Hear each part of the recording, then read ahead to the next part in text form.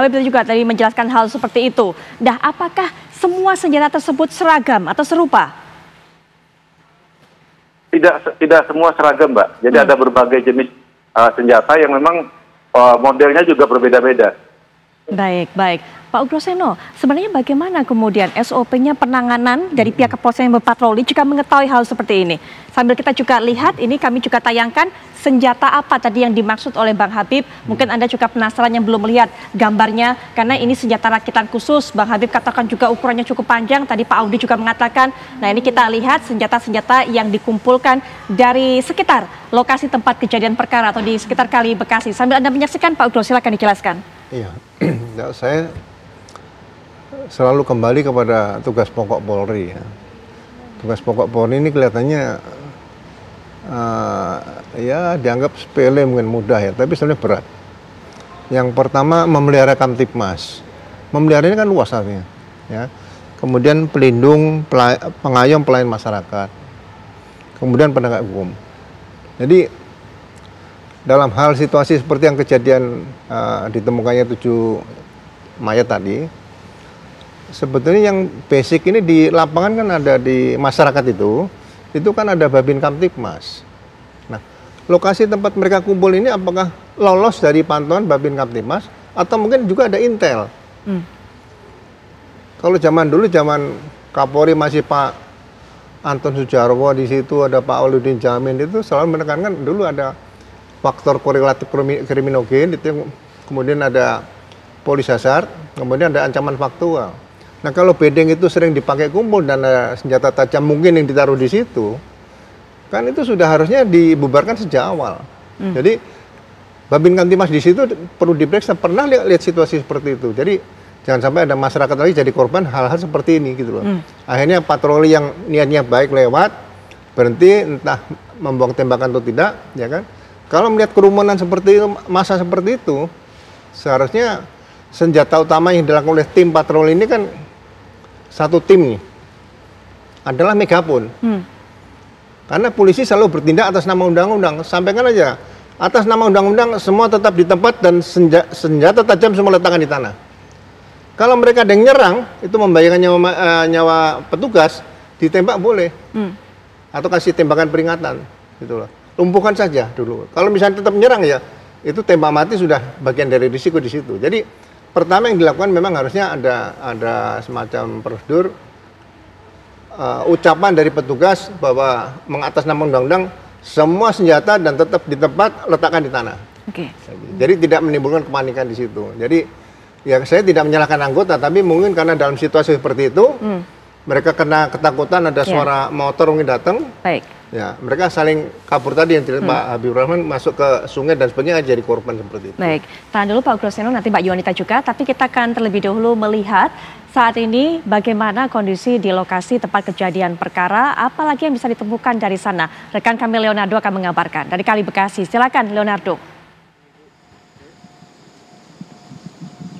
Baik, terima kasih. Selamat malam Putri Viola dan juga pemirsa. Benar sekali, saat ini kami berada di aliran Kali Bekasi, Jawa Barat, di mana merupakan titik ditemukannya ada 7 jenazah laki-laki yang mengapung begitu di Kali Bekasi pada Minggu pagi hari. Dan kemudian juga memang di aliran Kali Bekasi ini terdapat 2 aliran sungai yang bertemu begitu dari arah Cilengsi yang ke arah Kali Bekasi di belakang kami. Dan untuk kemudian mengetahui seperti apa kisah penemuan 7 jenazah yang kemudian tak lama berselang viral begitu di mata publik begitu ya. Kita sudah bergabung bersama dengan warga setempat, Ibu Suci, yang kebetulan menemukan langsung menjadi orang pertama yang menemukan 7 jenazah yang ada di aliran Sungai Kali Bekasi. Selamat malam Ibu Suci. Jadi benar ya Ibu yang waktu itu menemukan 7 jenazah ya Bu ya?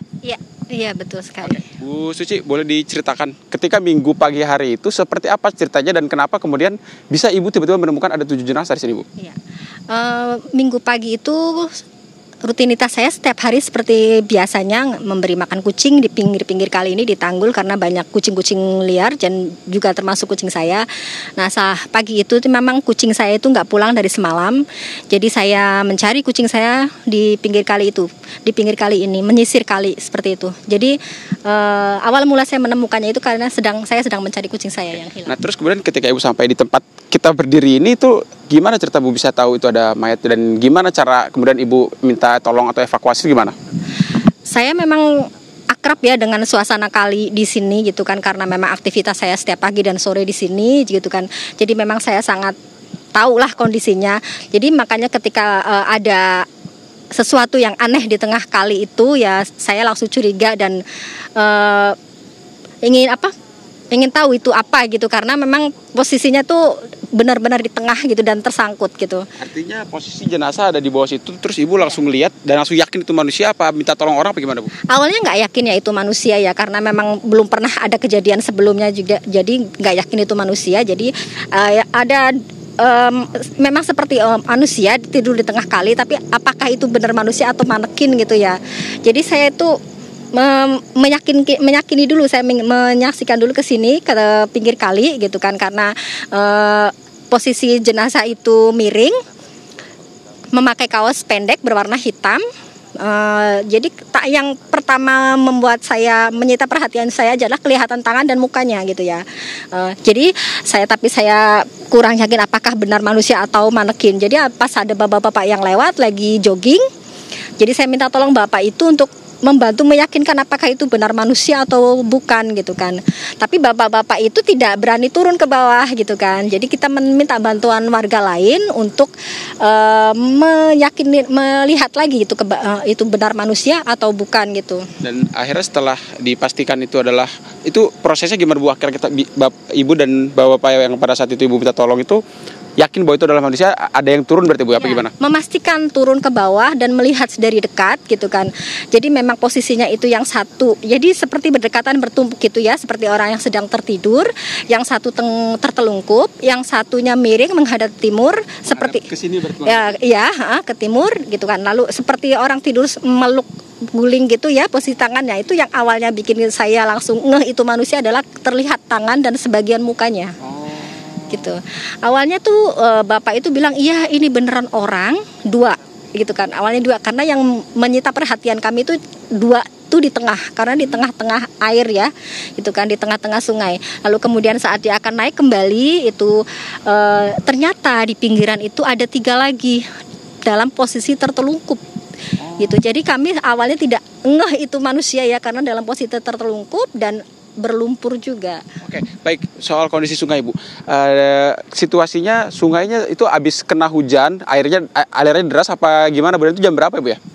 Airnya itu dangkal karena memang belum ada hujan waktu itu kemarau ya, maksudnya belum ada hujan seperti saat ini, posisinya dangkal, airnya juga nggak terlalu deras, jadi batu-batu ya itu kelihatan ya, batu-batu kelihatan, makanya itu tuh dia tuh seperti tersangkut gitu ya, tersangkut dataran yang agak ini ya, yang dangkal gitu. Jadi saat itu jam 5.45, pokoknya sebelum jam 6 pagi. Oke.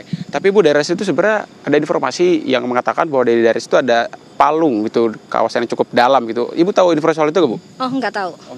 Oke, terakhir Bu, untuk kondisi sungai sendiri, umumnya tadi kan sebelah sini memang dangkal Bu. Kalau di sebelah sana aliran sungai kan dari arah hadapan kita ke belakang ya Bu ya. Nah, kalau daerah sana memang lebih dalam dan gimana kontur lumpurnya Bu yang Ibu ketahui? Saya kalau untuk kontur luntur segala itu saya tidak tahu ya, tapi memang di kali ini ada spot-spot yang dalam, ada yang dangkal gitu. Kalau yang dangkal itu biasanya yang berbatu dan pasir gitu ya. Kalau yang dalam itu biasanya lumpur gitu ya, berlumpur gitu. Jadi memang ada spot-spot tertentu, jadi nggak semuanya dalam gitu. Ada di sini tuh kawasan sini dangkal karena sehari sebelumnya itu anak-anak juga pada mandi di sini, persis di titik ditemukannya mayat-mayat itu. Anak-anak sorenya itu Sabtu sore itu lagi pada mandi di sini. Jadi sorenya itu airnya bening, nggak ada sesuatu yang mencurigakan sama sekali. Iya, di sini nih nggak ada sesuatu yang mencurigakan atau benda-benda apa itu, biasa aja gitu. Jadi begitu ada sesuatu di tengah kali gitu, saya langsung langsung menyita perhatian saya lah gitu.